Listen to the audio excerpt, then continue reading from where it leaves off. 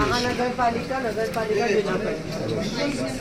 आमच्यावर पैसे आणि जिल्हा नियोजनचे पैसे आहेत, दलित वस्तीचे पैसे आहेत, ते केवळ आपल्या लोकांना आम्हाला सगळ्यांना तुम्ही आपलेच आहे ना, तुम्ही कुठं पैसे आहे, तुम्ही पण आपले आहे ना, तुम्ही असं आपलं तोपलं का करता? तुमचे लोक खालच्या सांगतात की भाजपमध्ये प्रवेश करा, तुम्ही तुमच्या आमचं का करता?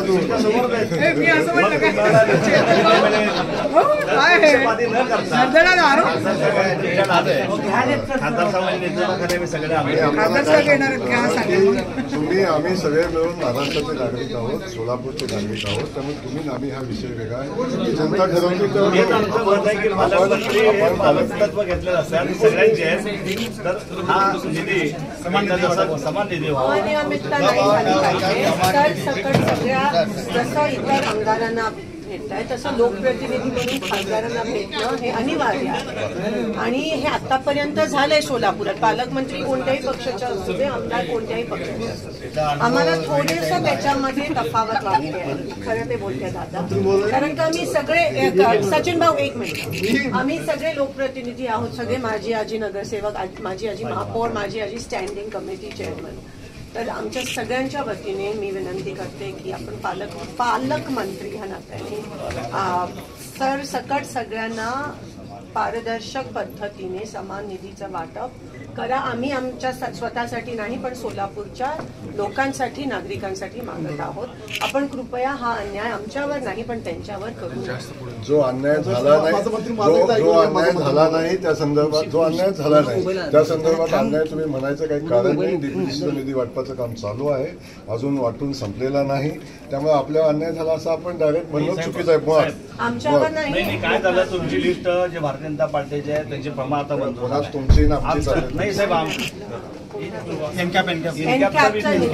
महानगरपालिकेत खूप मोठी अनियमितता होताना आम्हाला दिसली आणि माननीय आयुक्त आणि प्रशासकांनी पण हे मान्य केलं आहे आणि त्याच्यामध्ये पण खूप मोठी तफावत, आता मला तो विषय आणेल पण ते झालंय आणि ते ऑन ब्लॅक अँड व्हाईट आहे, ऑन रेकॉर्ड आहे. तर कृपया ह्या बाबतीत डीपीडीसी मध्ये तरी आपण संवेदनशील आहात, आपण ते होऊ नका देऊ अशी मी तुम्हाला विनंती. माझी भावना ऐकून घ्या एकच मिनिट. तुम्ही खासदार येतो प्रस्ताव सगळे दाखल फक्त प्रमाण आहे. माझी भावना तर ऐकून घ्या. म्हणजे मी तुम्ही पालकमंत्री सगळ्यांना रोज न्याय द्या दुमत नाही, पण ताईंच्या माहितीसाठी सांगतो. ते म्हणले की सोलापूरची आजपर्यंतची परंपरा आहे समान न्यायाने वाटप होत आले. 2.5 वर्षात म्हणजे ह्याचा अर्थ असं नाही की तुम्ही त्यांना देऊ नका, अवश्य द्यायला पाहिजे, तेही लोकप्रतिनिधी आहे, पण 2.5 वर्षात आम्ही विरोध असताना ताई आमचे सहकारी होते, आमदार होते, त्यांनी माहिती करावं, 1 रुपया नाही मला. फक्त मी तुमचा शब्द करेक्ट केला, तुमचा शब्द करेक्ट केला.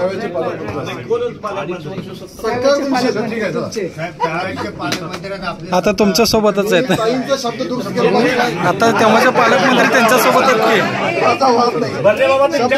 आता तुमच्याकडे तेच म्हणाल. तुमचा वाद केला बाकी काही एवढंच म्हणायचंय, पण आता म्हणले की मंत्री चूक व्हायलाच पाहिजे का, त्यांच्यात फरक आहे का नाही. बंधुप्रेम न्यूज चॅनलला लाईक, सबस्क्राईब व बेल आयकॉन दाबायला विसरू नका. धन्यवाद.